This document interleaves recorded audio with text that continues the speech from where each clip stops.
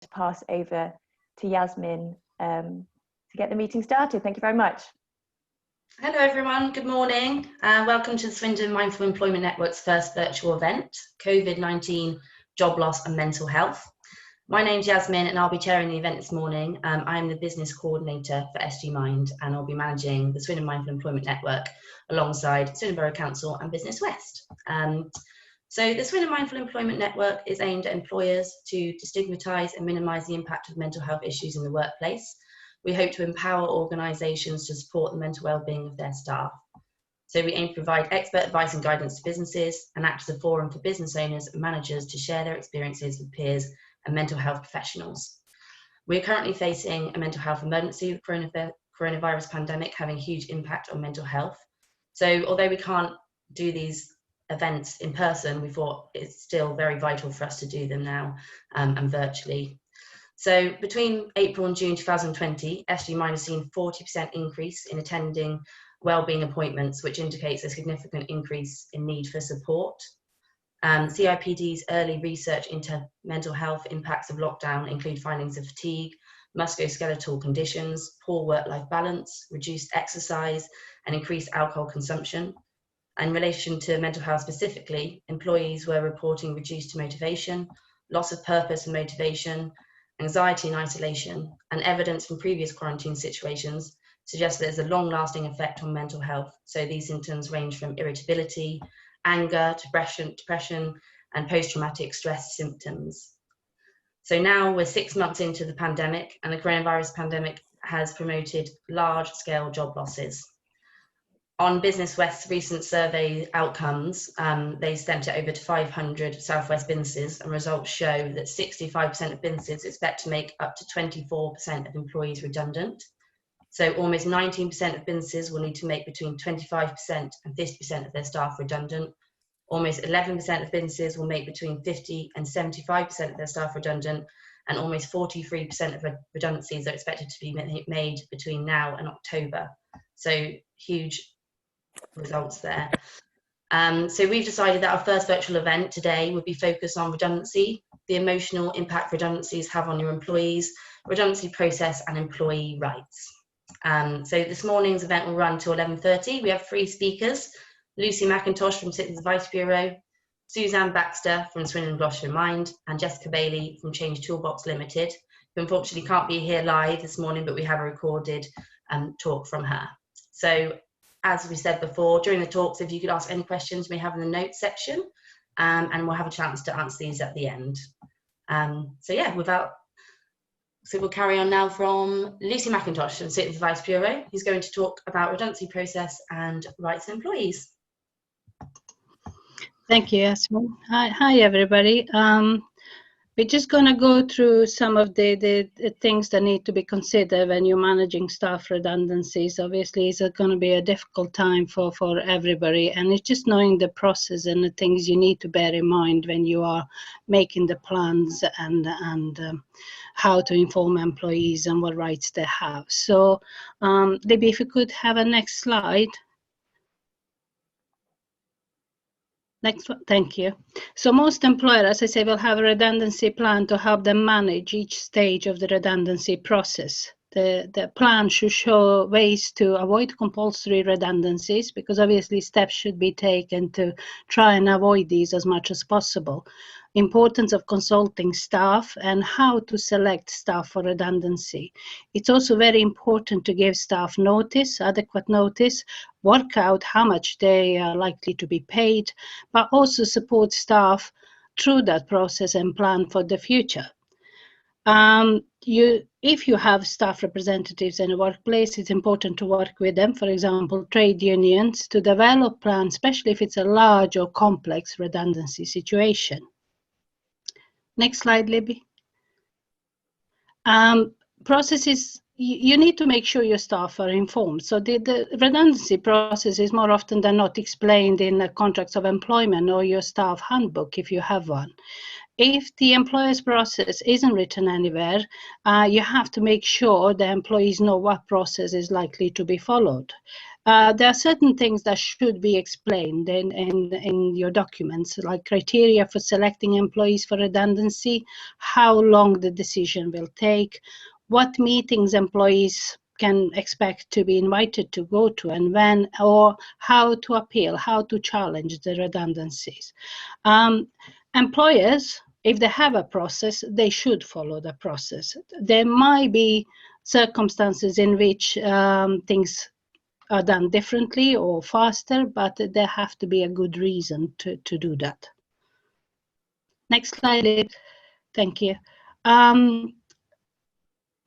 It's important to try and avoid compulsory redundancy. There are other options which could be considered before making employees redundant, and you should see if you can offer potentially voluntary redundancy or early retirement for those that qualify. Agree to flexible working, maybe it's a different way to do things. Reduce working hours.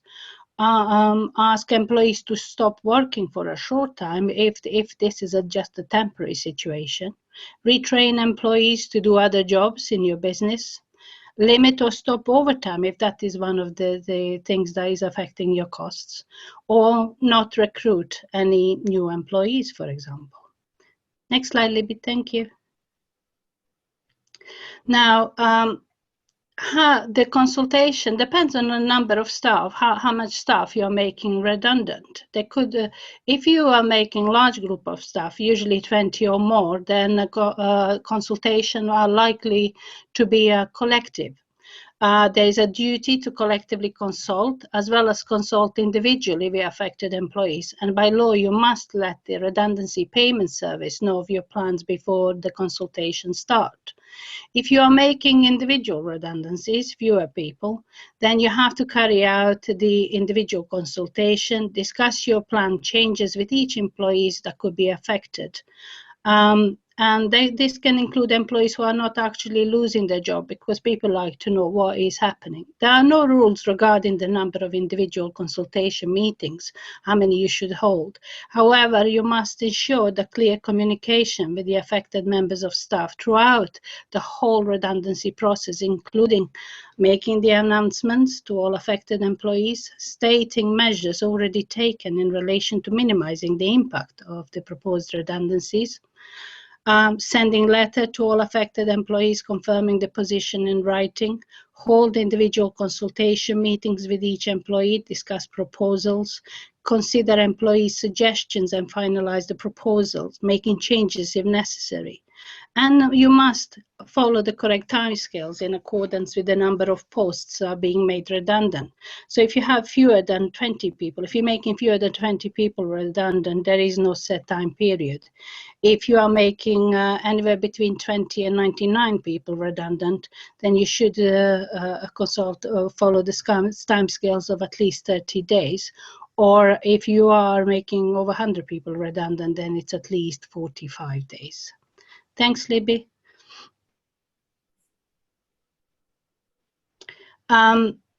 It's very important to meet your employees to discuss redundancy. The employer has to meet the employee individually, at least once, before they tell them of the final redundancy decision. And in these discussions, you should make sure to focus that you discuss the ways you have looked to avoid or reduce redundancies, how to reduce the effect of the redundancy on the individuals and organization, how the organization can restructure or plan for the future, how employees are selected. People will want to know why me, why the employees are considered, if there are any alternative jobs which may be available as suitable alternative employment, and any questions employee might have about what happened next.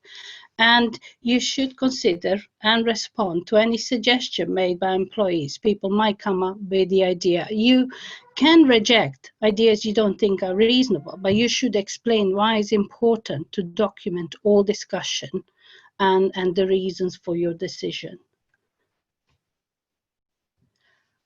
Fair selection, yeah, that's quite interesting one. You should set up a selection pool if you are planning to make one or more employees redundant. There may be exceptions to this if you have employed someone to carry out very specific roles. So if that particular role is being redundant. Selection pool should include employees doing same or similar role to those who are at risk of redundancy, and employees with the same or similar skills in other roles who are also at risk of the redundancy. And make sure that all employees at risk of redundancy in these groups are included in a selection pool, because you must not discriminate against any particular group. Thanks, Libby. Criteria to make a selection fair. It should be transparent, fair and objective, and put forward to employees in good time before the selection process for comment. And hopefully it is likely to result in the best skills and experience match for what your business needs. You should base the criteria on things like standards of work, skill, qualification or experience, attendance records. It must be accurate and not include absence relating to disability, pregnancy or maternity, and disciplinary record.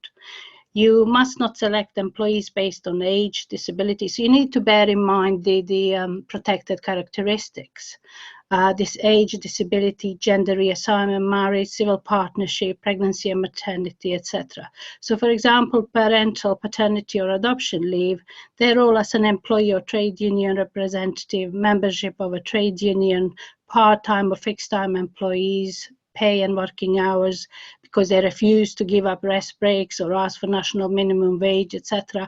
All these concerns they have raised about whistleblowing. So you must make sure that you are careful how you select your employees. Also, the practice of last in, first out is likely to discriminate indirectly against younger workers. And therefore could amount to age discrimination if the employer cannot objectively justify its use. During COVID pandemic, you must not select employees for redundancy just because they have been advised to stay at home by their doctor, because that could be considered disability discrimination. Thanks, Libby. Outcome, once you make your final decision, as an employer, you should invite employees selected for redundancy to a further meeting to confirm the outcome. Discuss any suitable alternative employment if one has been identified, and discuss redundancy, entitlement and support. Only after this meeting should you issue notice of redundancy to terminate employee's contract. You should also have an appeal process set up and allow employees the right to appeal against the decision to terminate their employment. Thanks, Libby. What could make this process unfair, and what could make this redundancy unfair is if employer doesn't have a process, doesn't meet employees individually, only meets employees to tell them that they are making them redundant without consultation. Maybe have a process that doesn't contain enough information, or employer might have a process but doesn't follow it. If employer does not follow the process, they have to have a good reason why they have to do things differently. Thank you, Libby. Employee rights. Employee has redundancy rights if they are legally classed as an employee and have worked continuously for employer for 2 years before being made redundant. They will be entitled to the period of notice in their contract, or a statutory minimum notice period if that is longer. Redundancy pay will depend on age and how long they have worked for an employer and any contractual redundancy terms. An employer also should tell an employee when they will get their redundancy pay. Shouldn't be later than their final pay date, unless they both agree another date in writing, or how they will get paid, for example, if their monthly pay or as a separate payment. Thank you, Libby. Employer also needs to ensure employees can challenge the provisional selection for redundancy during the individual consultation process. And there's a number of reasons when an employee can challenge redundancy. For example, they work for an employer for at least 2 years. They think that it wasn't a genuine redundancy. That is what we term as sham redundancy. The employer didn't follow a fair redundancy selection process. They think there was an automatic unfair reason for their redundancy, and they might think there wasn't discrimination. So it is advisable to allow appeals, to allow complaints of any sort of perceived unfairness to be resolved internally, which in turn will reduce likelihood of complaints to the employment tribunal. And supporting staff affected by redundancy, I think colleagues coming to talk after me will probably explain this in a bit more details. But obviously redundancy is a difficult time for everybody and can create difficult situation and conversation in the workplace. So if the redundancy are likely to go ahead, the consideration needs to be given on how to support not only employees who are at risk of redundancy, but also bearing in mind the managers who are breaking the news, people that will be leading the consultation, employee representatives, but also staff that are staying on, because seeing the colleagues which you worked with for years in some cases can be really, really difficult.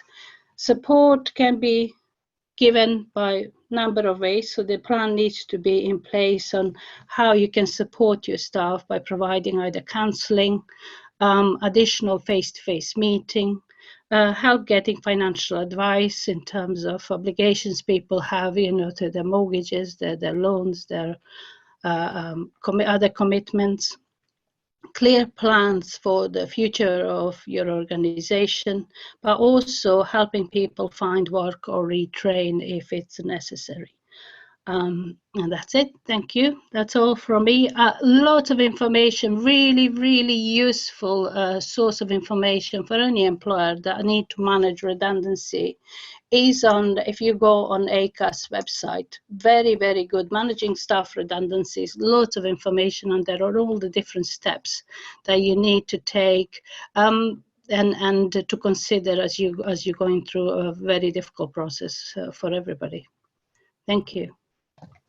Thanks very much, Lucy. So yeah, any questions and answers for Lucy can be done at the end. But next we have Suzanne Baxter from Swindon and Gloucestershire Mind. And Suzanne's going to talk about redundancy and mental health, understanding possible impacts of redundancy on mental health and ways to support staff through the process. Thanks, Suzanne.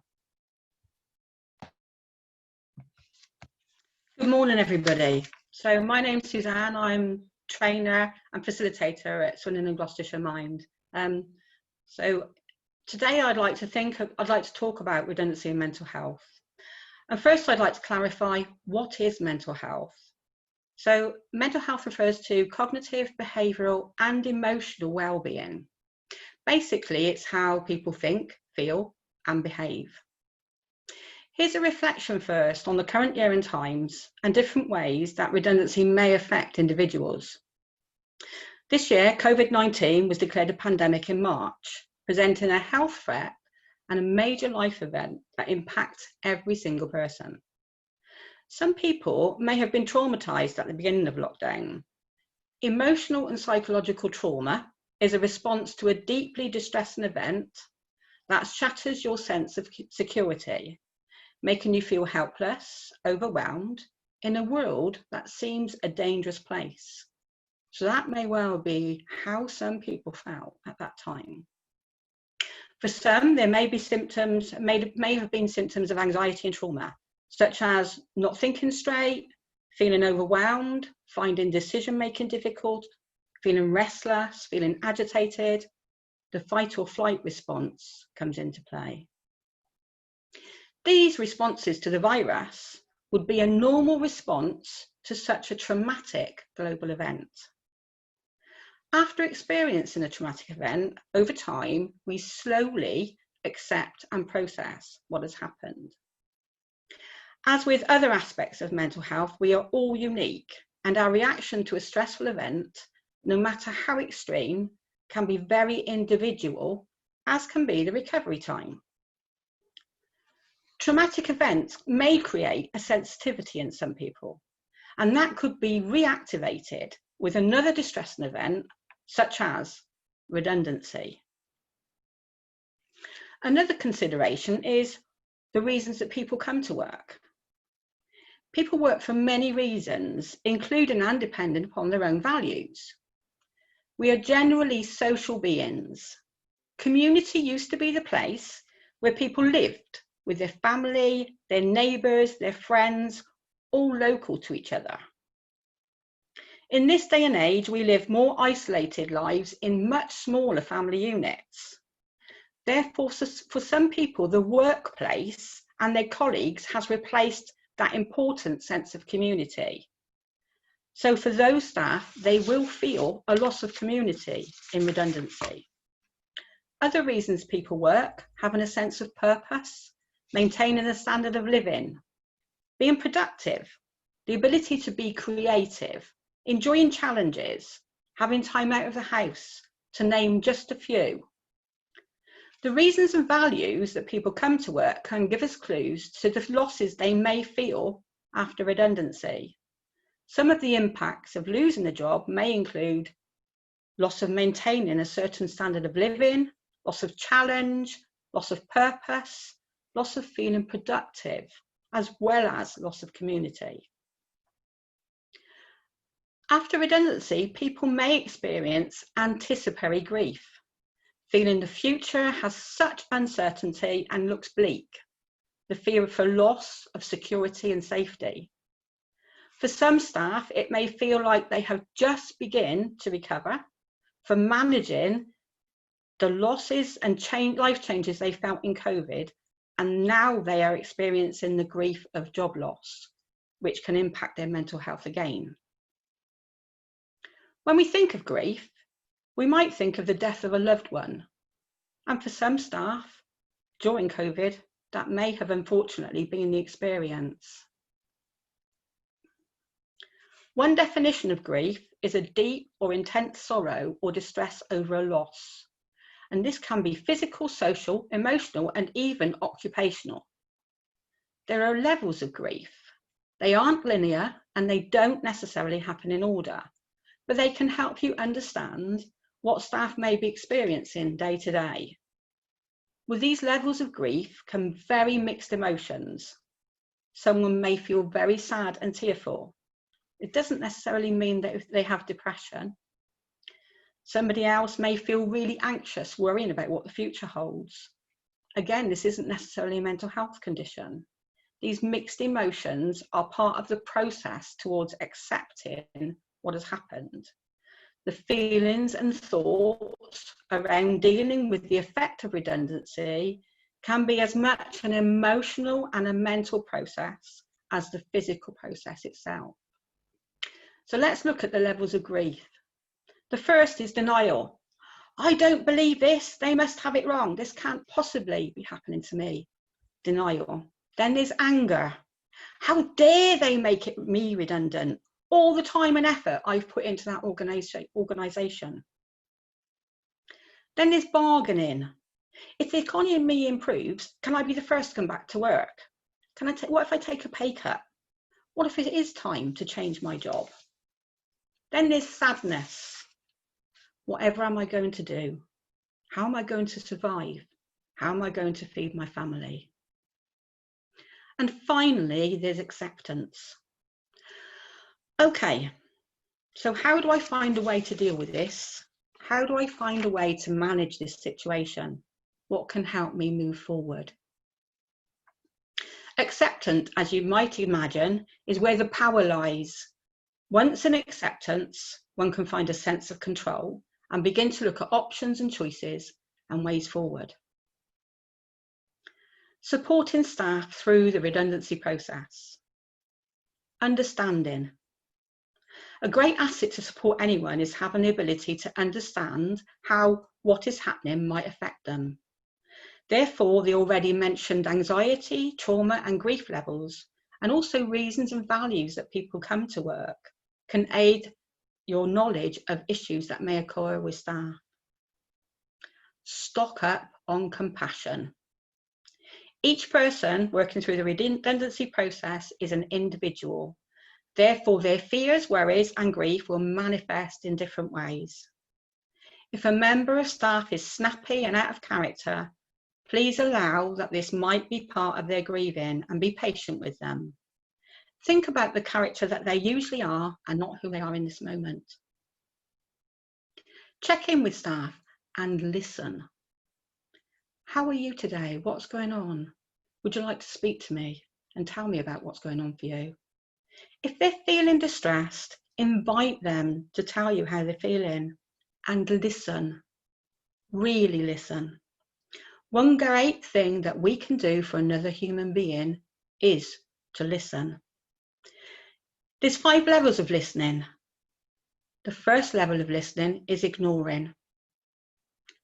The second level of listening is pretending to listen. We might feel like someone's pretending to listen if they're trying to do something else while we're listening, while we think they're listening to us. The third is selective.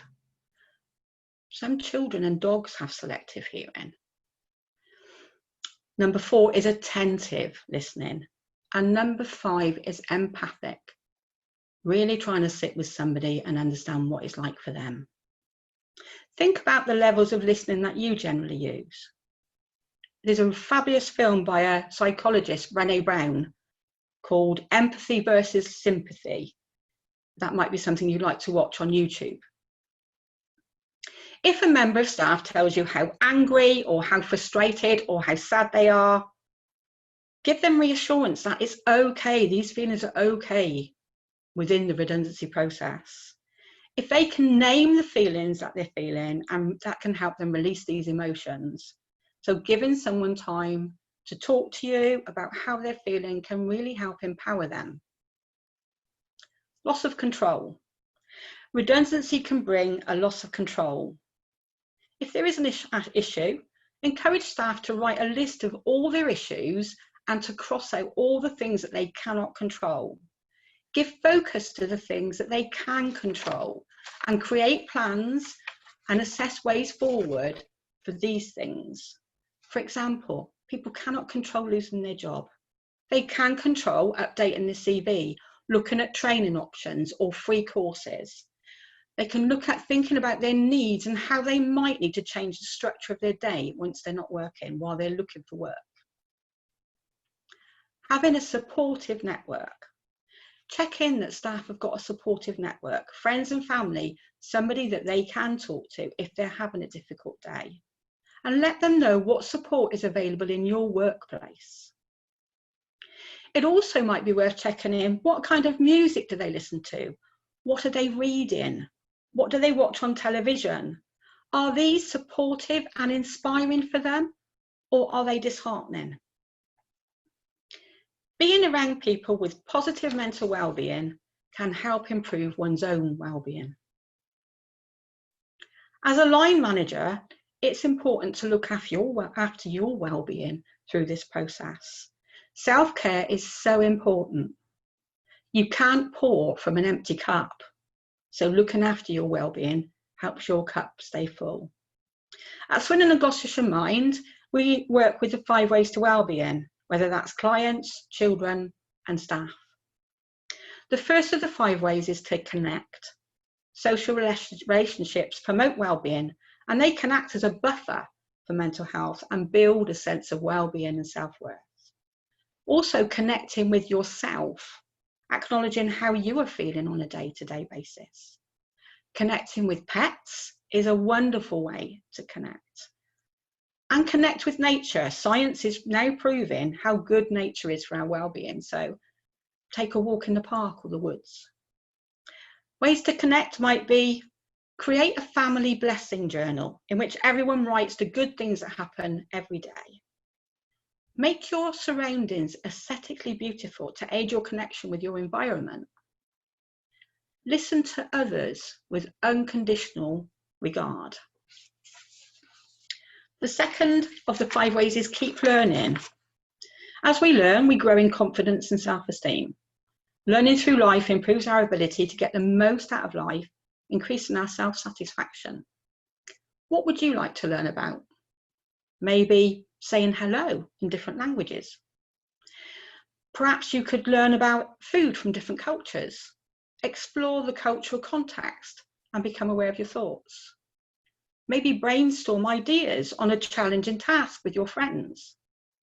Or learn about an exotic and creative art, such as Feng Shui or Ikebana. The third of the 5 ways is to take notice. Taking notice can be helpful in becoming more thoughtful, attentive, and appreciative of our actions. Notice what's happening outside, the changing seasons, the phases of the moon. Taking a moment to stop and breathe without thinking of anything, just being in the now, and notice how that is for you. Maybe monitor if you often find information to confirm your opinions or seek new information to expand your views. How about every day select one small yet important thing that you take for granted and work on being more mindful with this in the future. The fourth of the 5 ways is being active. Evidence shows the links between good physical health and mental health. Exercise is essential for slowing down age-related cognitive decline and promotes well-being. Make time in your routine to be active. Think about walking or cycling to the shop if you normally drive. How about using 2 baskets when you do your shopping instead of a trolley as a weightlifting activity? Try yoga on YouTube. The NHS website has lots of information and videos on how to be more active. And the 5th of the 5 ways is giving. This isn't giving when I'm feeling obliged or through duty, it's giving with an open heart. Giving and helping others stimulates the reward area of our brain. Giving time and appreciation to others helps increase a sense of purpose and feelings of self-worth. You may find by taking time to smile more, give compliments and encouragement to others helps you feel better too. Perhaps read aloud to your loved ones or do one random act of kindness daily. By bringing the 5 ways into your life can enhance your own well-being. How will you make small changes to enhance your well-being? And think about your own self-care in order to have your full cup to support your staff. Thank you. Thanks very much, Suzanne. So next we have Jessica Bailey, the Managing Director of Change Toolbox Limited, on the emotional challenges of job loss and COVID-19 on employees. So yeah, as said before, Jessica is a recorded talk due to her being unable to attend live for unforeseen circumstances. So she's asked me to read out a bit of an introduction for her. So Jessica is a Chartered Fellow, Change Expert, Founder and Managing Director of Change Toolbox, which is a digital business that specialises in helping SME businesses through on-site and virtual business consultancy services. They're soon launching new business community subscription memberships and empowering businesses and employment tools and solutions designed to help businesses to support their people's mental health and well-being and to thrive and be successful in a competitive market. So any questions for Jessica, I can send to her and we can get answers to you as soon as possible. Thank you. Hello, I'm Jessica Bailey, Managing Director of Change Toolbox, and today I'm going to focus on the emotional challenges of job loss and COVID-19 on employees, and share with you my insights around understanding the sources of pressure and offer some ideas and tips on how you can support mental health and well-being in your business. The recent pandemic caused by the coronavirus has affected businesses and people in many ways, and it doesn't just stop at the door of job loss. The effects of COVID-19 has been invasive, and many businesses are seeing the signs of burnout because of this, and of course the extreme sadness and bereavement that so many have experienced. We all know that job loss is not something new to the market, but COVID-19 has magnified this particular area so many times over. And because of this, job losses are evident across the country en masse. And the effects of this has not only given uncertainty and stress to those at risk, but it's also touched anyone and everyone in different ways. Only last month, our official data suggests that the number of adults in the UK with depression has now doubled during the coronavirus pandemic, with 1 in 5 people experiencing some form of emotional depression. It's quite likely that some of you listening today have experienced job loss at some point in your life's journey. And although it's true to say that if you've experienced something, you probably know what it feels like. But like most things in life, when faced with adversity and uncertainty, it affects people in different ways, and job loss is no exception.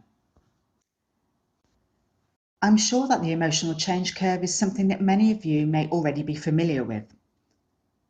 Typically, when we're going through emotional challenges due to situations such as job loss, we're inclined to quickly put up the barriers as we enter into the denial stages, and thoughts such as, "This isn't happening to me. If I don't think about it too much, it may change," or "It'll soon be sorted and I'll be able to keep my job." I guess it's just human nature.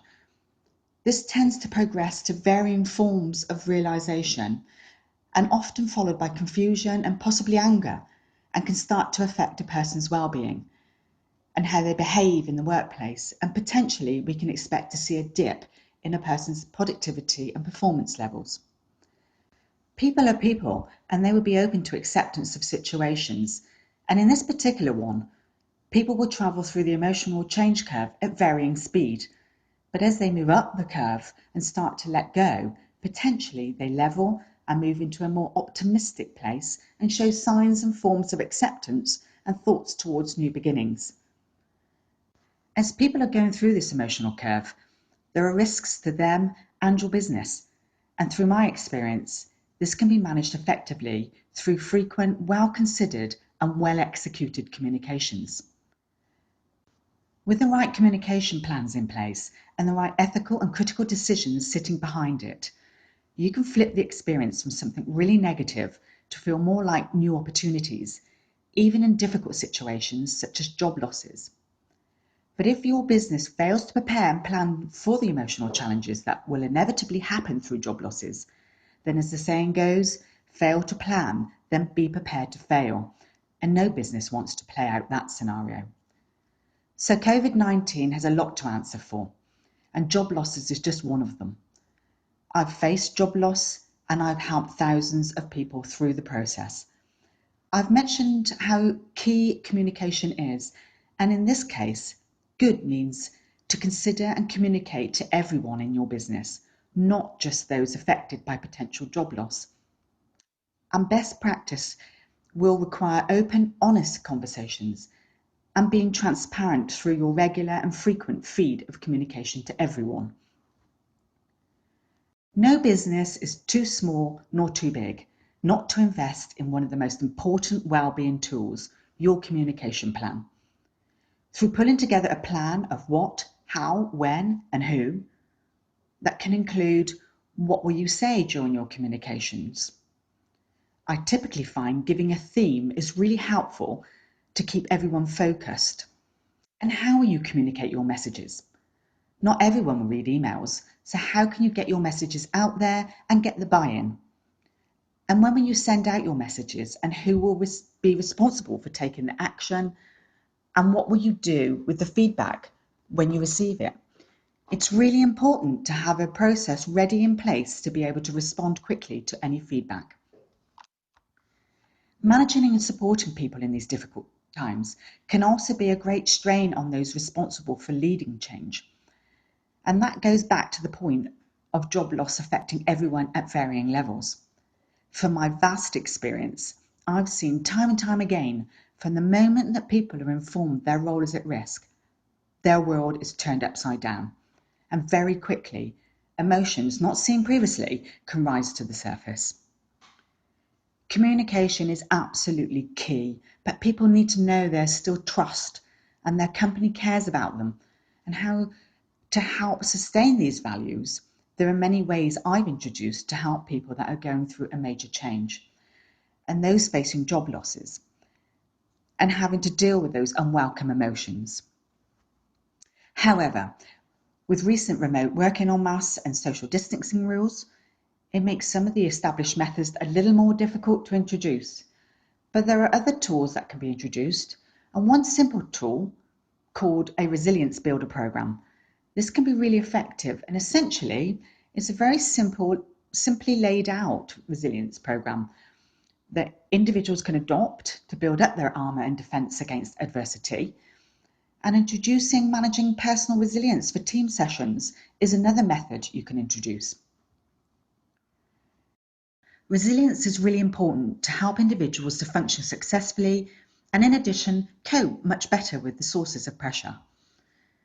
When you're faced with job loss, in my experience, emotions and thoughts can be one of your biggest enemies. And if left unchecked, negative and confused emotions can escalate at speed in the wrong direction. You might be a really small company with 1 or 2 employees, but it's important to have a go-to person, and that might be yourself. You may be a larger company, and a go-to person may be someone who's designated to this role. A more positive outlook can be injected into what is a dark time for many, when there's an opportunity for emotions to be aired and shared. Relationships at work and at home are crucial and act as a rock for many. So through strengthening working relations and providing opportunities for people to have regular open communication can significantly help to prevent any potential long-term health problems occurring. There's an old saying that goes something like, if you feed a hungry person, you can help them to go another day. But if you teach someone to grow their own food, you'll be helping them to have a long and healthy life. Well, that rings true, doesn't it? In the case of the effects of the pandemic and the pressures on mental health and well-being. So I guess what I'm saying is that if you empower people, give them the survival and coping skills and strategies to build up their resilience and take ownership as self-care, you'll be helping them in the long term, which can help to enrich their working and personal life experiences. We can be left in no doubt that for many employers, one of your biggest challenges, possibly to date, is managing employees and how to support them. And along these same lines, we can also look and assess how your company operates and if its business model needs to change due to the COVID-19 impact. This is also a time to explore where the opportunities are to upskill and reskill across your business, especially if you find your business needs to pivot, creating new challenges, new interests, and stimulation for existing and new employees. And if new learning can be introduced across your business to everyone, this will help the less confident to feel more confident. As being at the same stage of learning as their colleagues, they are much less likely to feel stress or anxiety. And this is a great opportunity for your business to encourage collaborative learning and boost engagement and let people share and showcase their learnings, introducing as many positives to help offset the impact of adversity. There are some fantastic free tools at basic level out there on the market to help reduce, possibly remove some of the emotions of feeling isolated and alone that some people are experiencing, particularly remote workers. These are emotions that can rapidly manifest and cause levels of depression, low mood, and unsettled emotions. There are tools available such as Trello boards. Trello helps teams work more collaboratively and get more done and enable teams to organise and prioritise projects in a fun, flexible and rewarding way. Or there's MindMaster, which is a tool that lets you capture, develop and share ideas visually. There's many tools out there for you to explore. When people are facing job loss, any new learnings can add to their bank of transferable skills. People want to feel and be valued no matter where they are in their work life cycle. It will really help them to remember your company in a positive light. And everyone knows that a good employer brand is a badge well worth the earning. COVID-19 has put tremendous strain on people's mental health and caused much disruption to people's structure and routine that over time they've become accustomed to. Many are now working from home and having to pull on their own coping strategies to produce their own work structure and work output. And for so many, this new experience is simply overwhelming, adding to the stress and anxiety and emotions that they already feel under. As people go through these emotional challenges that has been brought about through the potential job losses, it becomes increasingly more difficult to maintain a positive mindset across your business. But through shifting mindsets now in your business will help people to know what to expect and how to protect their mental health and well-being in the future. Shifting mindsets to adopt and manage emotions and learn to accept change will almost certainly form part of everyone's resilience survival kit, and will certainly help your business to grow as you adopt and adapt to your own bespoke agile business model. I can only add that well-prepared, good old-fashioned FAQs will always help people and their emotional well-being. Introducing them from the get-go, though, is crucial, and updated versions throughout the process is vital. People want and need to be kept in the know and what change means to them. Keep this on track and it will definitely help to support people's understanding and ultimately help them to protect their well-being and build their resilience. Due diligence will need to be at the top of your business agenda, and a toolkit to support this needs to be sourced and ready to use. The 3 top due diligence check areas I recommend are change in productivity, change in behaviours, and change in performance.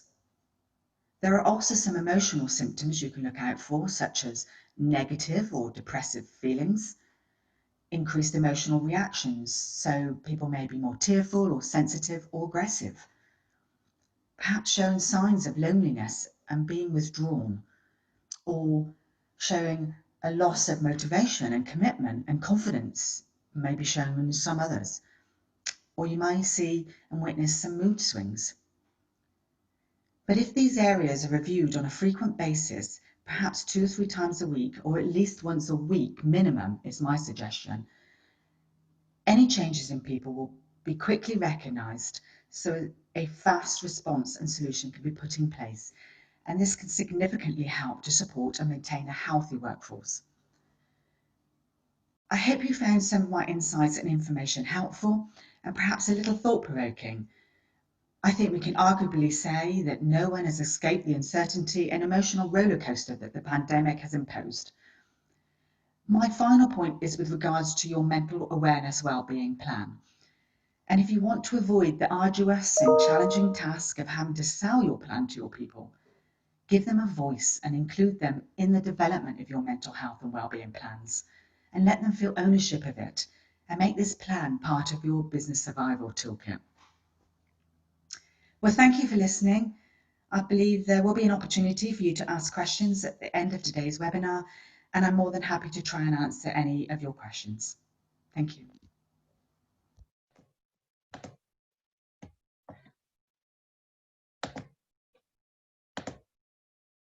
Thank you to Jessica for putting that together for us.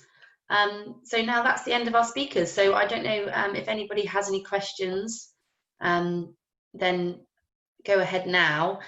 I haven't seen any in the notes.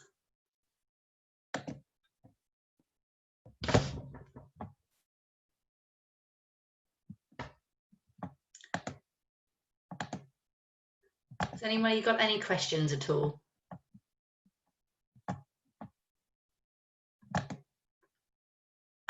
Well, if there's no questions, then we can continue.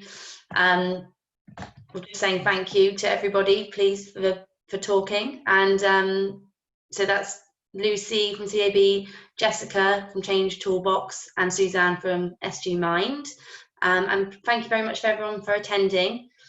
You will be sent a Survey Monkey, which is to help us plan future events, basically make sure that we're getting the best content for you that will suit the network's needs. So please do complete that for us. And if you think of anything else that you'd like to ask after this, then yeah, please send it through to the events team as well, and we can make sure that any questions are answered. So yeah, thanks very much, everyone. The next event is the 30th of September. So we will be sending out information on that in the next week. So it'd be great to get your feedback before that as well, so that any feedback we can make sure is included within the next event. So yeah, thanks very much, everybody. Take care, have a nice rest of your day.